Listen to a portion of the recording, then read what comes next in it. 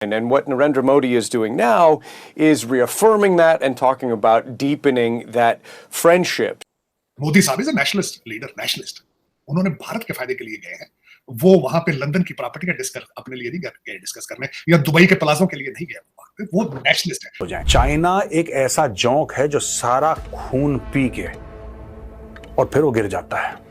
अगर कल युद्ध हो जाता है चीन और भारत का, तो रशिया किसकी साइड लेगा? रूस ने शी जिनपिंग, जो कि चाइना का राष्ट्रपति है, उसके लिए किसको भेजा? उसके लिए एक ऐसे बंदे को भेजा जो मोदी जी को रिसीव करने गया था, उसका भी जूनियर। मैं सोच रही थी कि क्या मोदी साहब की तरफ से पुतिन के सामने ये बात की जाएगी और वो कैसे उनको कहेंगे कि ये जो यूक्रेन वॉर है ये कोई अच्छी चीज़ नहीं है, लेकिन उन्होंने धड़ल्ले से दो टोक अंदाज में प्राइम मिनिस्टर नरेंद्र मोदी ने ये कहा है कि नो सोल्यूशन ऑन बैटलफील्ड पर कोई सोल्यूशन नहीं है, जंग सोल्यूशन नहीं है, वॉर नहीं बल्कि पीस। और सिर्फ यही नहीं, बल्कि मोदी साहब ने इससे एक कदम आगे बढ़कर ये कहा कि जंग में जब मासूम बच्चे मारे जाते हैं तो वो बहुत दर्दनाक होता है। कि मैं समझता हूं कि मोदी साहब और पुतिन वेरी स्ट्रॉन्ग लीडर, जिन्होंने लाइव की कन्वर्सेशन। बाबा बाइडेन ये कन्वर्सेशन लाइव कर सकता है? कोई दुनिया प्रेसिडेंट ही कर सकता है?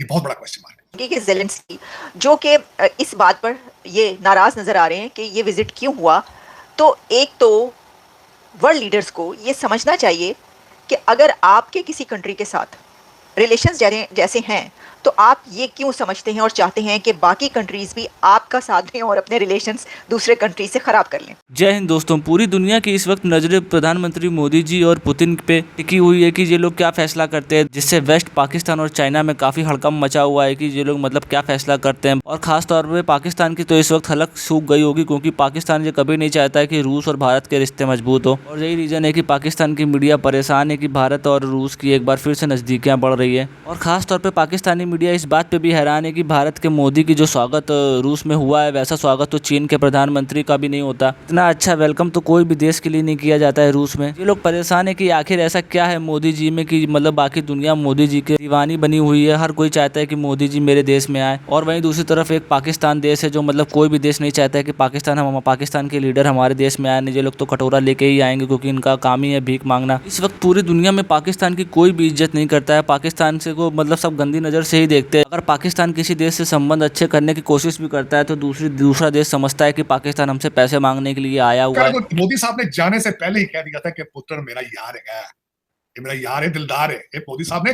भारत जाने से, रशिया पहुंचने से पहले स्टेटमेंट दे दी। दूसरा, उन्होंने सर जो प्रोटोकॉल दिया है, लोगो नागोरो उसका नाम है, जो डेप्यूटी है जिसने रिसीव किया है, ये वही बंदा है जिसने प्रेसिडेंट शी को रिसीव किया था। तो originally indirectly Russia has acknowledge India as equal as China और मे बी बिगर। एक तो ये सिग्नल चला गया।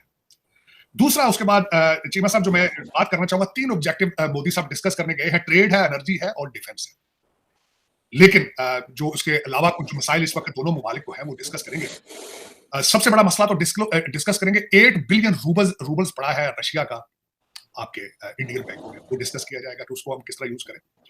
उसके बाद ये बताना यहां जरूरी है कि 60% आज भी जो भारत असला लेता है वो रशिया। दूसरी 2 चीजें मजीद डिस्कस की जाएंगी डिफेंस के हवाले से। इस वक्त S-400 सिस्टम जो है वो डिलेड है, उसको डिस्कस किया जाएगा। तीसरा जो है, भारत का इस वक्त रशिया जाना सबसे बड़ा ऑब्जेक्टिव ये था डिस्कस करना, जो रशिया और चाइना एक दूसरे के करीब होते जा रहे हैं, इस चीज को डिस्कस करना। कल अपने दौरे के सबसे पहले तो मोदी साहब कल अपना इंडियन डायस्पोरा है उनसे मिलेंगे, और उसके बाद एक कंपनी है रोज़टेन, उन्होंने कोई नुमाइश लगाई है वहां, उसको अटेंड करेंगे। और उसके बाद दोनों कंट्रीज एक डिफेंस पैक्ट साइन करेंगे, जो इस चीज को जामन करेगा कि रशिया के जो भी रिलेशनशिप चाइना के साथ होंगे, लेकिन they will maintain their exclusive relationship with India.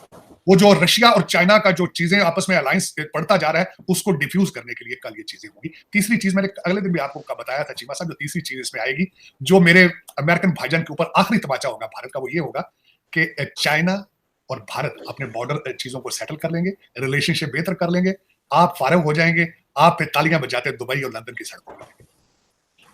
ये आपने बड़ी खूबसूरती से भारत की दुश्मनी बेची है, चाइना को बड़े बेची, बड़े प्लाजे आपने दुबई में बनाए सिर्फ इस वजह से, लंदन में बड़ी प्रॉपर्टी बनाई सिर्फ, ओए इंडिया ये कर देंगे, वो कर देंगे, ये जहाज आ रहा है, हमने जहाज बना लिए, हमने जहाज चाइना के साथ इकट्ठे बना लिए, हमने टैंक बना लिए, फलाना स्वाह बनाया, सिर्फ कौम को बेवकूफ बनाया, और आपने क्या बनाना था।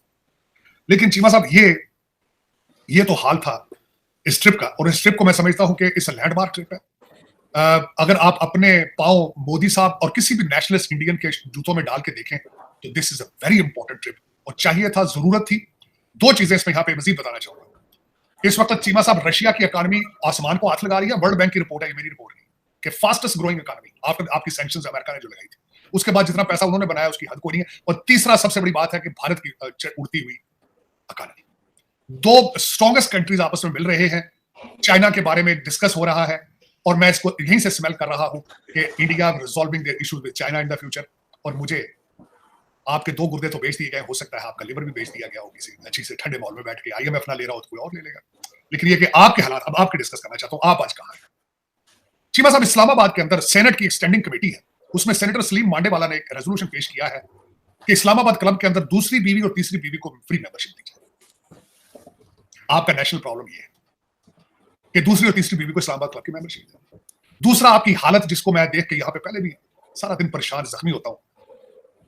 सिविल एविएशन का एक डॉक्टर जो PIA के पायलट्स का लाइसेंस देता है, उसको आप खुद अपने कानों से बहरा था। ये वो किसी ने क्या खूब कहा था कि जो आपके सामने बंदा होता है वो ये समझता, वो ये चाहता है कि आप वो बात करें जो वो चाहता है, जबकि उसका और आपका पर्सपेक्टिव डिफरेंट है। वो किसी और जगह खड़ा है, मैं किसी और जगह खड़ा हूँ। भारत इस वक्त किसी और जगह खड़ा है, यूक्रेन इस वक्त और जगह खड़ा है। तो जो लोग ये बात करें कि देखें जो ये हालात हैं दोनों कंट्रीज़ के, और ज़ेलेंस्की जो है इस बात पर बहुत भड़का है कि भाई देखें हमारे साथ ये हो रहा है, तो प्रॉब्लम ये है कि ज़ेलेंस्की साहब क्या समझते हैं कि भारत रशिया से अपने ताल्लुकात तोड़ ले, भारत अपने रिलेशंस ख़त्म कर दे, और वो कहे कि नहीं हम यूक्रेन के साथ खड़े हैं तो क्योंकि जाएंगे तो हम तो ख़त्म करते हैं।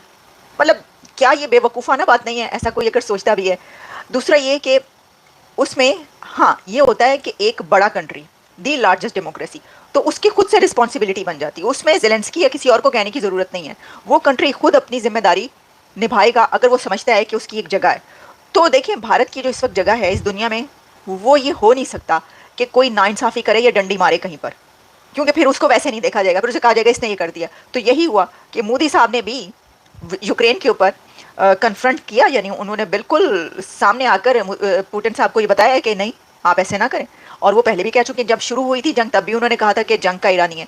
तो ये तो ठीक है कि वो ये कह रहे हैं, और ये भी एक बहुत बड़ा क्रेजियस स्टैंड है। मुझे ये बताइए, अगर उनकी जगह पर पाकिस्तान का प्राइम मिनिस्टर वहाँ पर होता तो वो क्या प्रेसिडेंट पुतिन से ये कहता कि भाई जंग क्यों कर दिया आपने, ये तो सही बात नहीं है, ये तो बैटल फील्ड पे थोड़ी आप लड़ सकते हैं, ये तो टॉक कीजिए, आप पीस टॉक करें, चलें बताएं पीस टॉक करते हैं। कह सकता था कोई मुंह पर खड़े होके? कोई नहीं कह सकता। ये भारतीय वजीर आजम ने कहा है, ये भी मैं आपको बता दूं। हिम्मत नहीं, भीगी बिल्ली बन जाती, यानी होता ना कि अपने बेनिफिट्स देखें हमें क्या किसी उससे। तो ये एक बड़ी ताकत जो होती है उसकी रिस्पॉन्सिबिलिटी होती है, और ये इंडिया ने अपनी रिस्पॉन्सिबिलिटी मैं समझती हूँ कि पूरी कर दी। अब आते हैं हम उस बात की तरफ जिसके अंदर मैथ्यू मिलर से सवाल करते हुए कुछ लोगों ने कहा कि जनाब ये बात कही जा रही है बल्कि रशिया की